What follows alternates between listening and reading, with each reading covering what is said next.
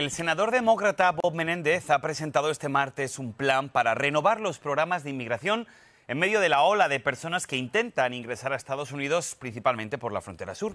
Este ambicioso proyecto incluye la asignación de un nuevo TPS para Centroamérica, incluir a los 12 millones de indocumentados de los Estados Unidos en un supuesto parol humanitario para que puedan trabajar legalmente en el país y ampliar la regla provisional de asilo al resto de países centroamericanos. Vamos a profundizar sobre esta propuesta con el periodista Jorge Cansino, que es nuestro editor de temas de inmigración aquí en Univisión Noticias. Así que, Jorge, muy buenas tardes, me da mucho gusto saludarte. ¿Cómo te encuentras el día de hoy? Borja, ¿qué tal? Buenas tardes. Muchas gracias por la invitación. Bueno, vamos a intentar desmenuzar bien este proyecto por parte de Bob Menéndez, del senador demócrata. Se basa en 4 pilares fundamentales que, asegura, ayudarían a gestionar de una manera más efectiva la inmigración. Explícanos, por favor, brevemente, para que nuestra audiencia lo entienda, Jorge, ¿en qué consisten esos 4 pilares? A ver, básicamente lo que está pidiendo el senador Menéndez es que con los recursos o la capacidad ejecutiva del presidente no limpiar, sino que ordenar de mejor manera la frontera. Para ello el senador Menéndez pide retirar las medidas punitivas, es decir, no regular el cruce fronterizo a través de castigos, sino a través de programas, que puedan facilitar la atención de las personas que llegan solicitando asilo, ampliar programas que ya están vigentes, como la regla del 5 de enero, que las personas pueden entrar a través de un patrocinador en Estados Unidos y de esa manera tener una inmigración legal mucho mejor regulada. También una mayor inversión en Centroamérica, una mayor atención a las causas que provocan la venida o la huida de personas que están saliendo de sus países en busca de mejores futuros en Estados Unidos. Y en esto el senador Menéndez señala algo muy importante. La mayoría de las personas que huyen de sus países no tienen la intención de venir a Estados Unidos, sino de encontrar un mejor futuro en cualquier otro país que no sea el suyo, y eso es muy importante prestarle atención. Y por otra parte, aumentar la seguridad fronteriza y también la persecución a los grupos de tráfico de personas en todo el hemisferio. Ahora, Jorge, a mí me pasa algo con las propuestas que te voy a confesar, que en el papel todo queda realmente muy bonito. Ahora, este plan incluye también aumentar el número de agentes de asilo del Servicio de Inmigración en las Fronteras para, según dice el senador, aumentar las entrevistas de miedo creíble y procesar y deportar de manera rápida a las personas que no tengan un reclamo legal para permanecer aquí en el país. Pero, ¿por qué digo lo del papel? Porque la pregunta es, ¿realmente tenemos los suficientes recursos para alcanzar estas metas tan ambiciosas que propone el senador Menéndez?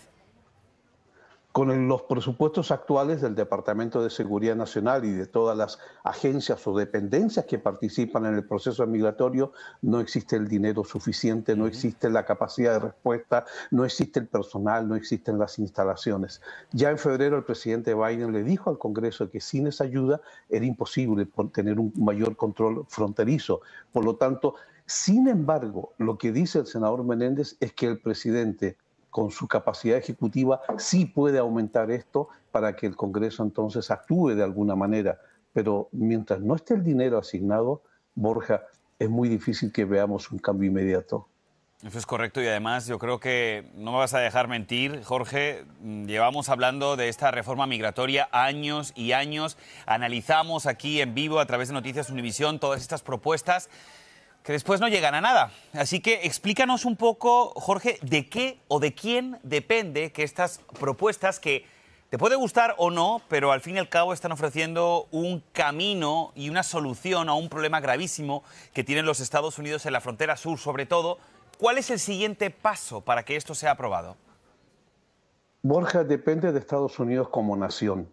Depende de Estados Unidos en su totalidad y que piense en su legado histórico. Estados Unidos es una nación de inmigrantes y siempre ha funcionado como tal, pero los últimos 10 años algo cambió en la sociedad estadounidense, en la nación en sí, que no estamos viendo el problema de la inmigración como un problema humano, sino como un problema de seguridad nacional.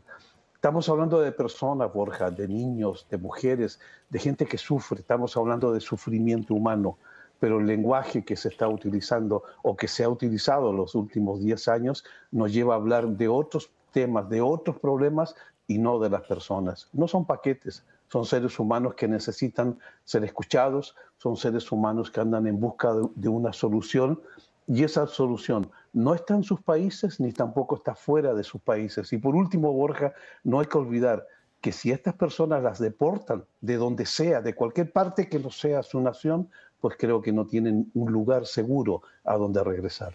Pero fíjate, Jorge, que yo creo que hay muchos de los americanos, de los ciudadanos estadounidenses, que están totalmente a favor de lo que tú estás diciendo y están totalmente de acuerdo con tus palabras, pero los ejecutivos, que son los que intentan o están cambiando las leyes, no hacen absolutamente nada ni están proponiendo algo que pueda aunar el Congreso para poder pasar las leyes de la reforma migratoria. Con lo cual, una vez más te digo, ¿de qué depende? ¿De que ya se haga una reforma migratoria? ¿Depende de los republicanos? ¿Depende de que ambos se pongan de acuerdo? ¿Depende de que el presidente Biden haga una orden ejecutiva y diga esto se hace así? ¿De qué depende un cambio en la reforma migratoria aquí en Estados Unidos? De un cambio de visión, de un cambio de óptica, de voluntad política, de inversión de capital político. Mientras todos esos componentes no se unan, esto no va a cambiar.